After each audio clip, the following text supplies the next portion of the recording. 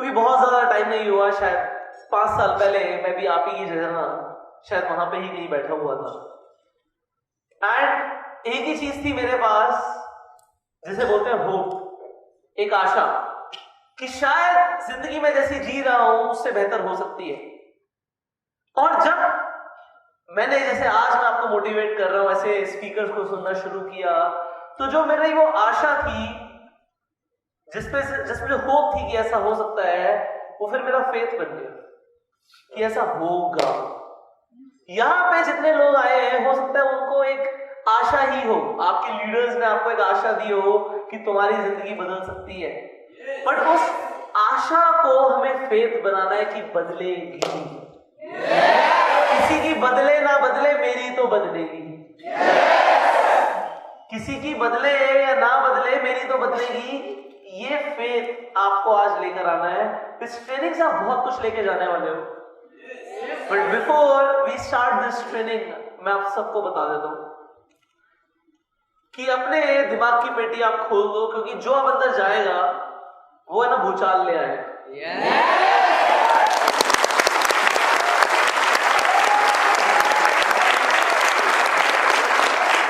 हो सकता है कुछ लोगों को लगे यार ये लड़का ना बहुत बड़ी बड़ी बातें करता है, बट वो बड़ी बड़ी बातें जो मैं कर रहा हूं, उन चीजों को मैंने रियलिटी बना दिया, हकीकत है।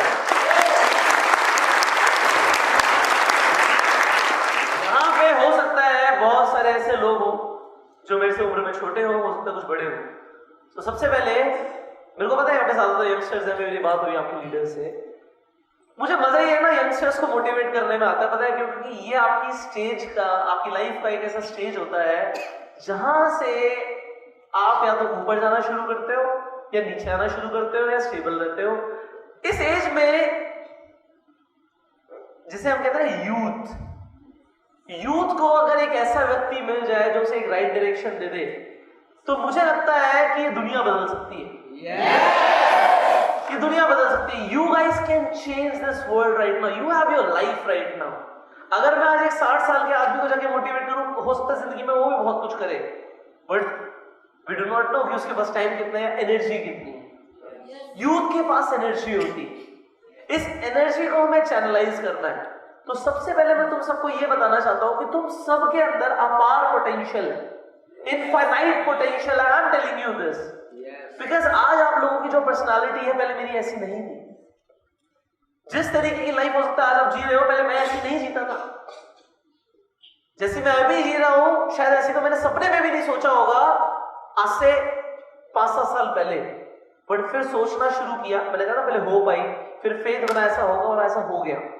तो आज हम उस प्रोसेस को भी समझेंगे कि ऐसा कैसे हुआ। बहुत सारे लोग ये वीडियो को देख रहे होंगे, उन्होंने मेरी 1 साल पहले की भी वीडियोस देखी होंगी, आज की भी देखी होंगी। 1 साल में बहुत डिफरेंस आ गया और हर साल डिफरेंस आ रहा है। आई एम टेलिंग यू, अभी मैंने 3 महीने पहले एक सेमिनार किया था और उसमें मैंने अपनी रियल इनकम बताई थी। उस टाइम पे तकरीबन 60-70 लाख रुपए की मेरी इनकम थी 3 महीने पहले, बट 3 महीने के अंदर अंदर मेरी इनकम 30 लाख रुपए और बढ़ गई, 1 करोड़ से ज्यादा की इनकम है।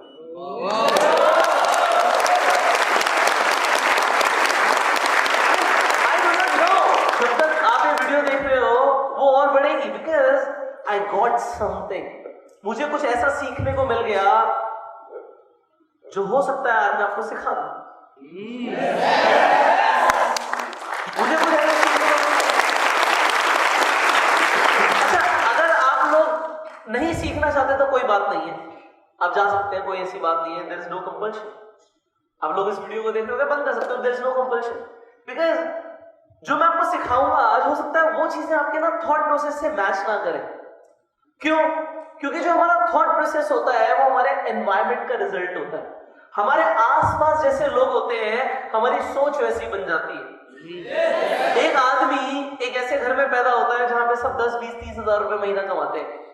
वो बड़े से बड़ा सोचेगा तो सोचेगा कि मैं 50,000 रुपए महीना कमाऊंगा, जब तक उसे कोई ऐसा इंसान ना दिखे या मिले या उसका इंस्पिरेशन बने जो उससे बहुत ज्यादा कमाता है। अच्छा, अगर उस 30, 40, 50,000 रुपए वाले घर में 50,000 भी अगर शादी में कमाता हो, जो हमारे इंडिया की या नेपाल की जो एवरेज इनकम है वो बहुत कम है, 50,000 भी नहीं है, 30,000 भी नहीं, उससे भी कम है, जो एवरेज हाउस होल्ड इनकम है। सो जो लोग 30,000 से कम कमा रहे हैं, अगर वहां पे मैं जाके 30 लाख रुपए की भी बात कर दूं, जो कि मेरे लिए बहुत कम है और उनके लिए बहुत ज्यादा होगा, और उन्हें ये बिलीव ही नहीं होगा कि पूरी जिंदगी में भी ऐसा हो सकता है। एंड वो ठीक समझ रहे हैं। उसका रीजन बताता हूं। अगर एक आदमी महीने का 15,000 रुपए महीना कमाता है, आज आप यंग हो, जब आप लोग पढ़ाई करके काम करने के लिए निकलते हो, तो ऐसा बोला जाता है सोसाइटी में कि स्टार्टिंग में 15-20 हजार की भी नौकरी लग गई तेरी तो ठीक है, शुरुआत हो गई, ऐसा बोलते हैं। Is it right? So people speak कि 15-20 हजार की भी तेरी नौकरी लग गई तो बढ़िया है। अब उसे 30 लाख रुपए डाइजेस्ट क्यों नहीं होगा, वो भी महीने का, उसे साल का भी नहीं होगा, बट महीने की बात करते हैं, क्यों नहीं होगा? जरा प्रैक्टिकली समझो। अगर वो 15,000 रुपए महीना कमाएगा तो साल के 1,80,000 रुपए कमाएगा, ठीक है? 10 साल में जाके वो 18 लाख रुपए कमाएगा। 30 साल में जाके वो 50-60 लाख रुपए कमा पाएगा अगर प्रमोशन भी हो गया उसका 30 साल में जाके। और 60 साल भी काम करे तब भी जाके वो 1 करोड़ रुपए नहीं कमा पाता। तो ये जो करोड़ों की बात है ना, लोगों को समझ ही नहीं आती, क्योंकि पूरी जिंदगी नहीं कमा पाते वो लोग। तो जो आदमी, अगर वो मैंने बताया 1,80,000 रुपए साल के कमा रहा है और 10 साल में जाके 18 लाख रुपए कमाएगा, 20 साल में जाके वो 36 लाख रुपए कमाएगा, तो जो 20 साल की इनकम है वो महीने का सोच भी कैसे सकता है? और कुछ लोग ना इसे पाप बोलते हैं, बड़े सोचने को ही पाप बोलते हैं, बेवकूफ हो गया है क्या? मतलब what I am telling you, this is very exact, this happened in my family. सबसे पहले जब मैंने काम करना शुरू किया था, तब मैंने एक छोटा सा विजन लिया था, 1 लाख रुपए महीने पे पहुंचना। जब मैंने अपने घर परिवार में अपने दोस्तों को बताया कि मैं 1 लाख रुपए महीना कमाऊंगा, तो उन्हें कहा पागल, कैसे कमाएगा? हाँ, तब मैं 17 साल का हूं, बट मैंने 17 साल की एज में 1 लाख रुपए कमाना शुरू कर दिया। फिर ऐसा क्या हुआ मेरे साथ कि देखो, पहली बात तो ना मेरे पास रिसोर्सेस थे। रिसोर्सेस का मतलब होता है कि ना मेरे घर वालों के पास बहुत ज्यादा पैसा था। I belong from a middle class family, very humble background, कोई बहुत ज्यादा पैसा नहीं था। हमारे घर में कोई गाड़ी नहीं, वी वर वेरी एवरेज। ना मेरे कोई कॉन्टैक्ट्स थे, ना मेरे फादर के कोई बहुत ज्यादा कॉन्टैक्ट्स थे। कॉन्टैक्ट्स होते हैं तो बच्चे का कुछ हो सकता है आगे, कॉन्टैक्ट्स भी नहीं थे। ना रिसोर्सेस थे, ना कॉन्टैक्ट्स थे, ना मैं बोलूंगा कि मेरे अंदर कोई बहुत एक्स्ट्राऑर्डिनरी टैलेंट था। एक चीज मेरे अंदर थी, वो थी सोच। और वो सोच क्या थी, कैसे थी, उसके बारे में आज मैं आपको बताता हूं। जब मैं 9th क्लास में आया था तो मेरे स्कूल चेंज हुआ। जो मैं जिस स्कूल में पहले पढ़ता था 8th क्लास तक, उसके बाद वो स्कूल चेंज हुआ, 9th में आया। तो क्लास में सब बच्चे इंग्लिश में बात करते थे 9th में, और तब मेरी इंग्लिश इतनी फ्लुएंट नहीं थी, मुझे इंग्लिश बोलना नहीं आता था अच्छे से। तो मेरे चाचा मुझे पढ़ाते थे उस वक्त, तो उन्होंने बोला कि बेटा तू जाके ना कम्युनिकेशन स्किल्स और पर्सनालिटी डेवलपमेंट का इंस्टीट्यूट ज्वाइन कर। मैं वहां पे गया, मैंने अपनी कम्युनिकेशन स्किल्स को इंप्रूव करना शुरू किया, इंग्लिश सीखी। एक स्किल मैंने अपने अंदर इस कदर अपना ली कि उस चीज के अंदर मैं बहुत अच्छा हो गया, कम्युनिकेशन स्किल्स मेरी बहुत अच्छी हो गई। तो जिस ग्रुप के अंदर हम थे वहां पे भी बहुत अच्छा इंप्रेशन पड़ने लगा। एक स्किल को सीखने से मुझे जिंदगी में इतना बेनिफिट हुआ है, तो जो स्किल्स मैं तुम्हें आज सिखाता हूं वो स्किल्स है जो मैं आज के लेवल पे रिकमेंड करता हूं। वो तो 9th क्लास के बच्चे के लिए था कि बेटा जाके कम्युनिकेशन स्किल्स सीख ले। जो स्किल्स की बात मैं आज करता हूं वो स्किल्स है जो तुम्हें करोड़ों रुपए कमा के देंगी, तो मैं उसकी बात करता हूं। So what happened when I was in 9th, जो मेरे इंस्ट्रक्टर थे, जो मेरे टीचर थे, जो मुझे सिखाते थे, he joined a network marketing company. उन्होंने एक नेटवर्क मार्केटिंग कंपनी को ज्वाइन किया। जो मैंने बचपन से सुना था अपने घर परिवार में कि नेटवर्क मार्केटिंग गलत होती है, ठीक नहीं होती, ऐसा सुना था। ठीक है, मेरी मदर ने कभी, मैं उसके बारे में बात करूंगा, एक कंपनी को ज्वाइन किया था बचपन में, तो शौक में उन्होंने प्रोडक्ट खरीदे, कुछ लोगों को रिकमेंड किया, बट वो ज्यादा कुछ नहीं कर पाई। तो ऐसा उन्हें लगा कि इसमें ज्यादा कुछ होता नहीं है। मेरे फादर तो साथ में ही थे, तो उन्होंने भी बोला कि इसमें कुछ होता नहीं है। जो मेरे चाचा थे वो तो बहुत ही ज्यादा नेगेटिव थे कि इसमें तो पक्का ही कुछ नहीं होता। तो बचपन से ना ये घर में एक ऐसी इमेज थी नेटवर्क मार्केटिंग को लेके कि बेकार काम होता है। बट जो मेरे टीचर थे, जो मुझे पढ़ाते थे, जिन पे मैं आंख बंद करके भरोसा कर सकता था कि इनसे बढ़िया आदमी दुनिया में क्यों नहीं मिला, क्योंकि उनकी बातें और मेरे घर परिवार की बातें अलग होती थी। नेटवर्क मार्केटिंग से पहले की बात करूंगा, तो उन्होंने मुझे जिंदगी में ना एक विजन दिखाया था। एक कुएं के मेंढक को बोलो ना कि समुद्र होता है, तो हो सकता है सारे बच्चे ना माने, सारे मेंढक ना माने, एक मेंढक मान जाता। वो मेंढक मैं था कि वो उस कुएं के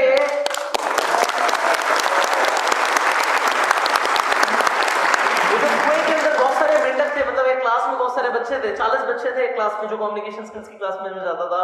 सबने उनकी बातों को सीरियसली लिया, मैंने ले लिया। उन्होंने मुझे एक विजन दिखाया, बेटा इस कुएं के बाहर भी एक समुद्र है, उस पे जीत हासिल कर सकते हो तुम। बस मैंने उस पर विश्वास किया, किसी ने किया नहीं किया। तो आसपास के मेंढक क्या बोल रहे हैं उससे मुझे क्या फर्क पड़ता है, मैं बहरा बन गया। अभी इससे पहले मैं आपको छोटी सी बात बताता हूं क्या हुआ। एक बार एक मेंढक एक गड्ढे में गिर गया, बहुत बड़ा गड्ढा था, बहुत बड़ा गड्ढा। तो उसके अंदर जब मेंढक गिरा तो पीछे से और भी मेंढक झांकने लगे। बड़े सारे मेंढक देख रहे हैं कि भाई गिर गया गिर गया गिर गया। जैसे सब देख रहे थे एक और गिर गया, क्योंकि सब देख रहे थे, भीड़ लग गई, एक और गिर गया। और देखते देखते और मेंढक आ गए, तो आगे के जो खड़े थे सब गिर गए, सब एक गड्ढे में गिर गए। अब हुआ क्या, गड्ढा इतना गहरा था कि सारे मेंढक उछल रहे हैं, बाहर निकलने के लिए कूद रहे हैं। अब जो ऊपर देख रहे हैं वो समझ चुके हैं कि भाई ये नीचे गिर गए, अब अगर हम ज्यादा झांकेंगे तो हम भी फिसल के नीचे गिर सकते हैं। तो वो कोशिश भी नहीं कर रहे देखने की, हाँ दूर से, हाँ ठीक है ना वे आजा आजा आजा, बट अब हाथ भी नहीं दे रहे, कुछ नहीं कर रहे, क्योंकि हाथ देते तो सकता खुद ही गिर जाए। और नीचे जो गिर गए हैं वो बहुत कोशिश कर रहे हैं ऊपर आने की, बहुत कोशिश कर रहे हैं ऊपर आने की, बहुत कोशिश कर रहे हैं ऊपर आने की। अब कोशिश कर करके सब थक गए, कोशिश कर करके सब थक गए। और थकने के बाद सबने एफर्ट करना छोड़ दिया। बट एक मेंढक था जो लगा हुआ था, वो लगा हुआ था। अच्छा, ऊपर जो मेंढक थे वो इशारा कर रहे थे, अबे अब तो एफर्ट ही मत कर, सब थक गए हैं, वैसे तो थक जाएगा, कुछ होगा नहीं, बाहर तो निकल नहीं पाएगा। तो बार बोल रहे थे मत कर मत कर मत कर मत कर। ऊपर वाले बोल रहे थे एफर्ट ही मत कर, और नीचे वाले बोल रहे थे अबे आजा नीचे, कुछ नहीं हो रहा, तेरे से बड़े थे हम थक लिए, हमसे तो ना हो पाया कुछ, तू क्या कर लेगा। तो अबे नीचे आ नीचे आ, वो बार बार ऐसे कर रहे थे। ऊपर वाले बोल रहे थे मत कर मत कर।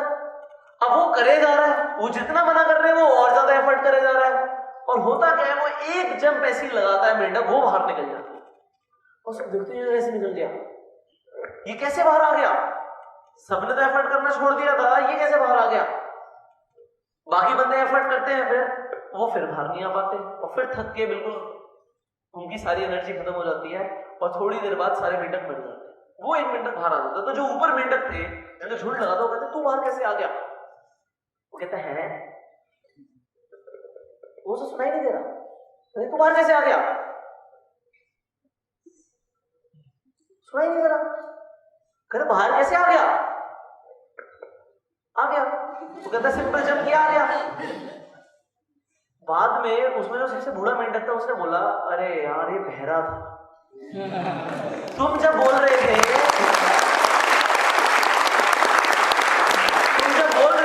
मत कर, तो उसे समझ आ रहा होगा बे आ ना, जल्दी आ, ऊपर आ। और जब नीचे से बोल रहे थे बे मत कर, कुछ नहीं होगा, तो उसे समझ आ रहा होगा पीछे जाओ और तेजी से जंप ले ऊपर जाने के लिए, तो उसे कुछ और समझ आ रहा होगा। तो जो बहरा था वो तो बाहर आ गया, और जो बाकी चक्कर में पड़ गए कि हमसे होगा नहीं, और बाकियों की सुनने लग गए, वो कुछ नहीं कर पाए। सो होता क्या है, आप लोग यहाँ पे आ गए हो अपने कुएं से छलांग लगा के। बुरी बात क्या है कि आपको अभी वापस भी जाना है, उसी कुएं में जाना पड़ेगा। एंड वो कुएं की हर बार ना एक हाइट सेट है, हर बार उस घर से बाहर निकलना, उस एनवायरमेंट से बाहर निकलना, वो आसपास के जो लोग बोल रहे हैं वे मत कर, नेटवर्क मार्केटिंग बेकार है, कुछ नहीं होगा, हमने भी करी थी, कुछ नहीं होगा, हम भी थक लिए, कुछ नहीं होगा। और जो दूर से लोग देख रहे हैं वो बोलेंगे अबे मत कर, कुछ नहीं होगा, कुछ नहीं होगा। तो तुम्हारे लिए ना वो हमेशा हाइट सेट रहेगी, वो हाइट सेट रहेगी। ये तो रोज जंप करनी पड़ेगी, बट इतना काबिल बनना पड़ेगा कि वो हाइट जंप लगे ही ना, वो तो लगे पैड़ी चढ़ के निकलना है, बट निकलना रोज पड़ेगा जब तक उस कुएं को छोड़ोगे नहीं। और उस कुएं को छोड़ने का एक ही तरीका है कि करोड़पति बन जाओ और अपना नया कुआं बना लो।